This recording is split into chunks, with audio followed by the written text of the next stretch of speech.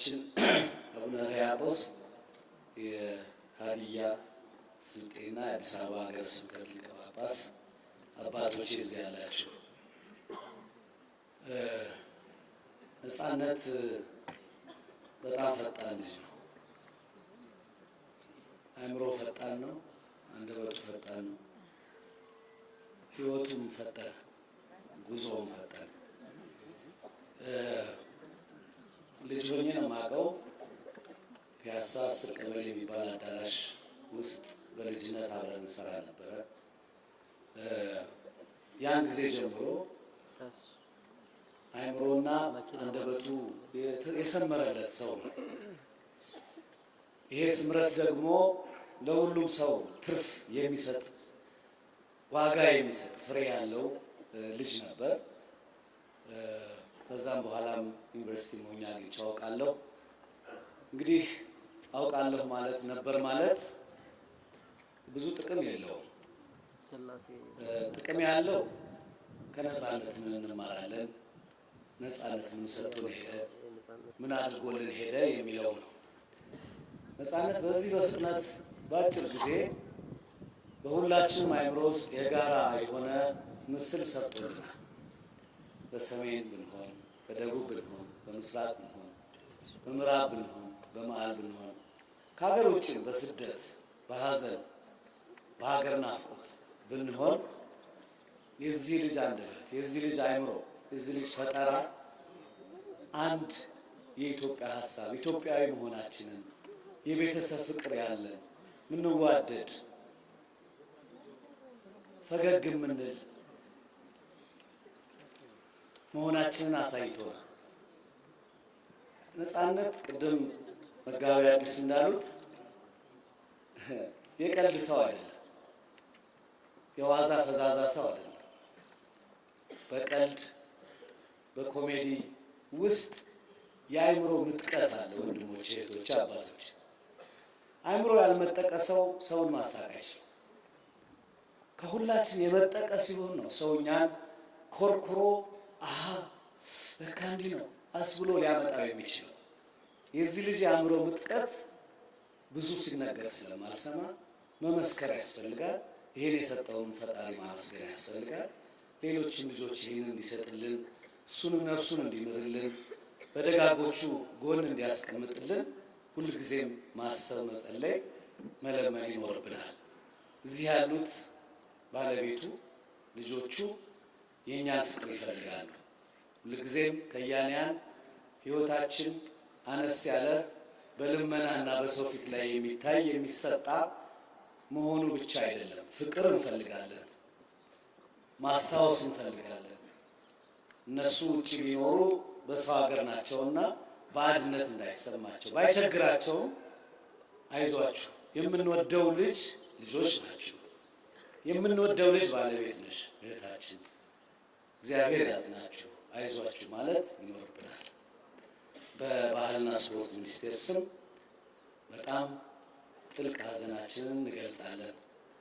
ወደፊትም የዚህ ልጅ ስራ አስተዋጽኦ በፍጥነት ባጭሩ የምድር ህይወቱ ያረገውን አስተዋጽኦ አስጠንተን ለሌሎች ትውልዶች መማሪያ የሚሆን ውርሱ የሚታወቅለት መጣ ሄደ ተብሎ በሐዘንና በቀብር ቀን ብቻ የምናስታውሰው ልጅ እንዳይሆን የምንችለውን ሁሉ እናደርጋለን። ፈጣሪ ነፍሱን በደጋጎቹ ጋር ያድርግልን። ከበሩ ብፁዕ አባታችን ሕርያቆስ የሀዲያ የስልጤና የአዲስ አበባ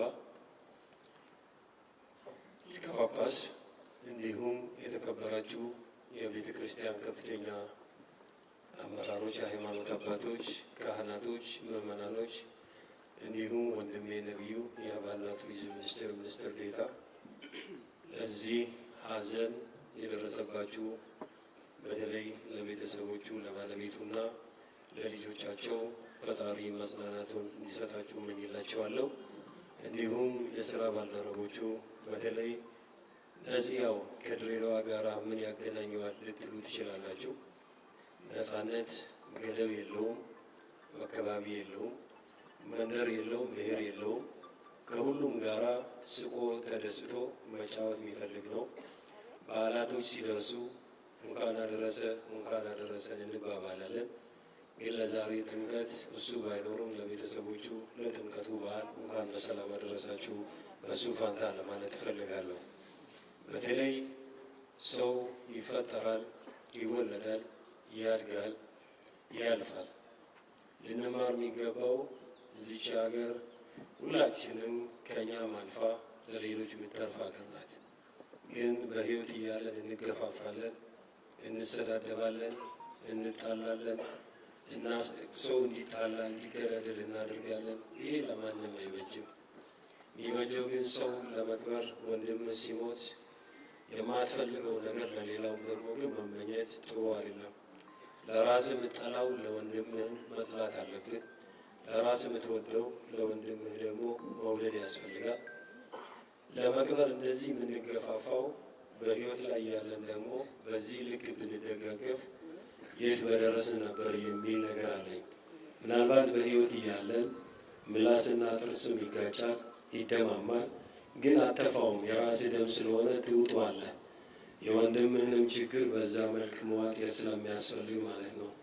ዛሬ ወንድማችን አስክሬን ላይ ቆመን እንዲህ ስንናገር ነገ ዛሬ አንደበታችን እርጥብ ሊሆን ይችላል። ነገ ደግሞ ግን ወይም በኋላ ከስንት ደቂቃ በኋላ እንደሚደርቅ ስለማናውቅ ማለት ነው። ምናልባት በስራ ዘመን በእኛ እምነትም እኔ ሙስሊም ነኝ፣ ምንም የሚገድበኝ ነገር የለም። ክርስቲያኖች ወንድሞቼ ናቸው።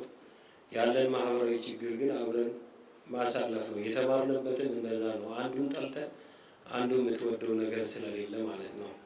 ሁሌም ፍቅር ያሸንፋል። በሄድክበት ቦታ የፈለገ ሰው ቢያወራ አንተ ማንነትን፣ እውነታን፣ ፍቅር ይዘህ ከሄድ የትም ቦታ ላይ በፈጣሪ ዘንድም በምድርም ትከበራለህ እና ሁሉም የሰራውን ስለሚያጭር ነው። በእኛ እምነት አንድ ጥቅስ አለ። አልማል ወልበኑን ዚነቱል ሐያቲ ዱንያ ይባላል። ልጅና ሀብት፣ ስልጣንና የፈለገ ነገር ቢሆን ለአንተ ጌጥ ነው እንጂ ለአንተ ዋስትና ሊሆን አይችልም። ስትቀበርም ያ ሀብት አይቀበርም፣ ያ ስልጣን አይቀበርም። ልጅህና ሚስት የምትወዳትም ከአንተ ጋር አብሮ አይቀበርም። ራቁትህን ትመጣለህ፣ ራቁትህን ትመለሳለህ። ስለዚህ ሁላችንም እስካለን ድረስ ምናልባት እነዚህ በምናውቀው በቴሌቪዥን መስኮትም በአካል የምናውቀው ሁሌም ደስተኛ የሚሆን ነው። ግን እሱን ዛሬ ጨክነን ብንወደውም ማስቀረት ስለማንችል ነው። የፈለግነውን ነገር ስለሚከብድ ማለት ነው እና ሁላችንም ተራ ይጠብቀናል፣ ማን እንደሚደርሰው ስለማይታወቅ ማለት ነው እና በዚሁ ምናልባት ወደ አፈሩም ከመሸኘቱ በፊትም የተጣላ ሰውም ካለ እሱ ሳይቀበር ይቅር ማለት ያስፈልጋል። የእሱ ላይ ብድርም ያለበት ሰውም ካለ ደግሞ ይቅር ማለት ያስፈልጋል። ንጹሕ ሆኖ ከፈጣሪ ጋር መገናኘት ስለሚያስፈልግ ማለት ነው። አንዳንዱ በዛ ክፋት ልክ ማሰብ ስለሌለብን የሚል ነው። እውነት ነው። እዚህ ያለነው ሁሉ ዛሬ እንዲህ አድምቀን ስንሸኘው ያንን ጨለማ የአባታቸውን ፈገግታ የሚፈልጉ ደግሞ ልጆችና ሚስቶች አሉ። እዚህም ባይኖሩም ለሀዘንም ቢመጡ ቅድም መምህሩም ብሏል፣ ወንድሜ ነቢይ ሙላት ቢያንስ ስልክ ራሱ ለሰው ልጅ ጉልበት ስለሚሰጥ ልጆቹን የምታውቁት ቤተሰቦቹ መደወል የሆነ ነገር ምንም እንዳይሰማቸው ባዳነትም እንዳይሰማቸው ሰው አለው ማለት ራሱ ትልቅ ነገር ነው እና እኔ ከምንም በላይ እዚህ የተገኘ ነው ለዚሁ ቀብር ብለን ነው እኔና ወንድሜ ሮቤል እዚህ የተገኘ ነው። ስለዚህ እዚሁ ጋር ሁላችሁም ፈጣሪ መጽናናቱን እንዲሰጣችሁ እንመኛለን። ቤተሰቦቹ ደግሞ አንድ ሰው ሲወሰድ ፈጣሪ ዝም ብሎ አይወስድም፣ ለቤተሰቦቹም በረከት ያስቀምጣል፣ ለቤተሰቦቹም ደግሞ አጋዥ ወካይ ያስቀምጣልና ሁላችሁም ሀዘኑ ሀዘናችን ስለሆነ በድሬዳዋና በራሴ ማህበረሰብ ስም ሀዘናችንን ከልብ እኛም ሀዘናችንን በራሴና በወክሌ ማህበረሰብ እዚህ መጥቼ መልእክት በማስተላለፌ ልባዊ ደስታም ቢሰማም ግን ሀዘን ላይ ተገኝተን በዚህ ልክ ወንድማችን ስንሸኝ በዚሁ አጋጣሚ ምስጋናዬን ማቅረብ ፈልጋለሁ።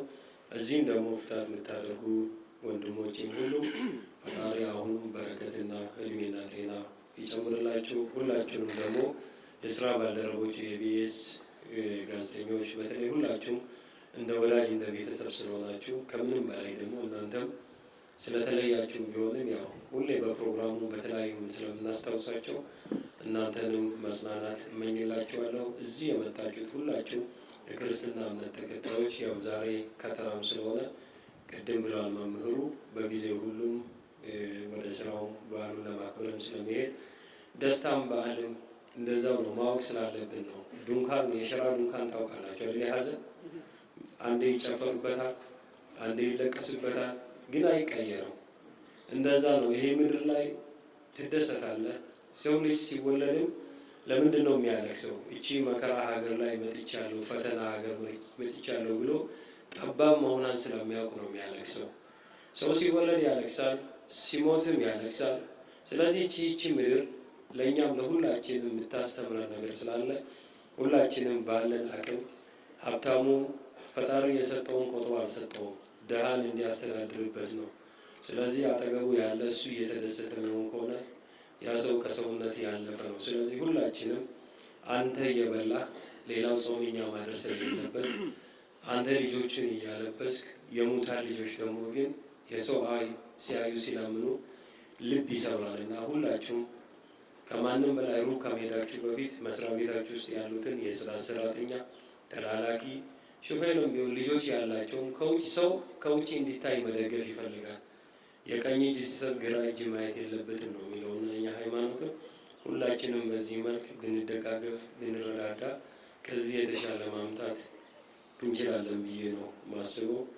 ፈጣሪ እንግዲህ ነፍሱን በአጸደ ገነት እንዲያኖርልን መልካም ምኞትን እመኛለሁ። አመሰግናለሁ።